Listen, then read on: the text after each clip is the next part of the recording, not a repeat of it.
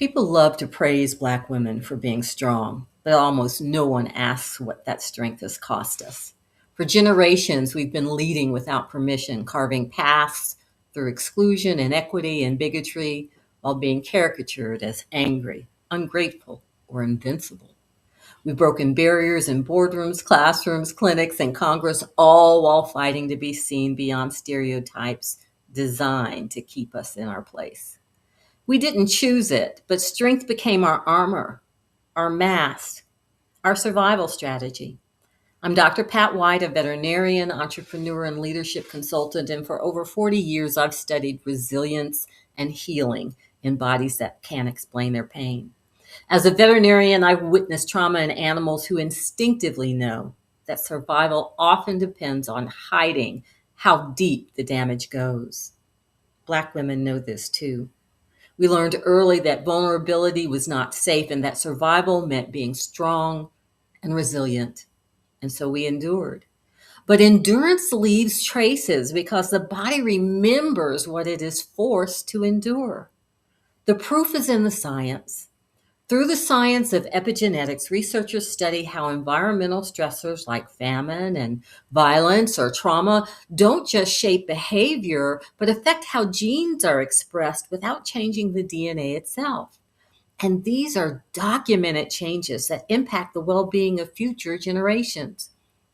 One of the most well documented examples comes from the Dutch hunger winter studies initiated by Columbia University's epidemiologists Senna Stein and Mervyn Susser.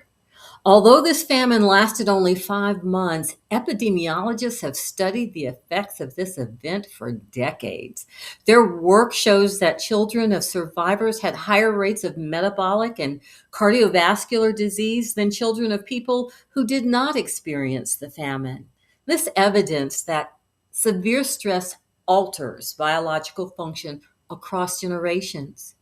Rachel Yehuda's work at Mount Sinai School of Medicine exposed similar epigenetic patterns in descendants of Holocaust survivors and in children born to parents exposed to the trauma of 9/11.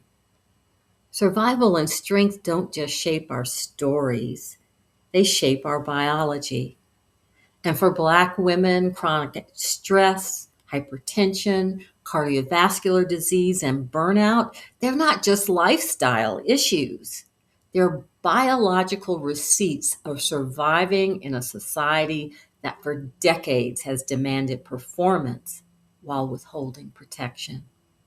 What is celebrated as resilience in Black women is a reflection of the very real physiological, psychological, and cultural price that we pay every day. But here's what will change everything. If trauma can alter gene expression, then healing through safety, rest, and self awareness can too. What if true strength was, I don't know, setting boundaries and saying no unapologetically, or resting, or asking for help? This is vulnerability on our terms and an act of leadership because the way we lead ourselves shapes how we show up in the world. The global implications for this shift are profound. Imagine a world where our inheritance of strength has been transformed into a form of leadership that's freer and more formidable and that leaves all of us feeling seen, held, and human. A form of leadership rooted in alignment, clarity, and wholeness that we can teach our daughters. We can heal the wounds we were taught to hide and rediscover our true nature through self awareness, rest, and resistance. Imagine what becomes possible when leadership is no longer rooted in endurance, but in alignment, clarity, and wholeness. So, the invitation I leave you with is this: where are you still confusing survival with leadership? And what might become possible if you stopped waiting for permission to lead differently? It's time to honor the women who carried the weight and left the footprints to follow. Strength was never the goal.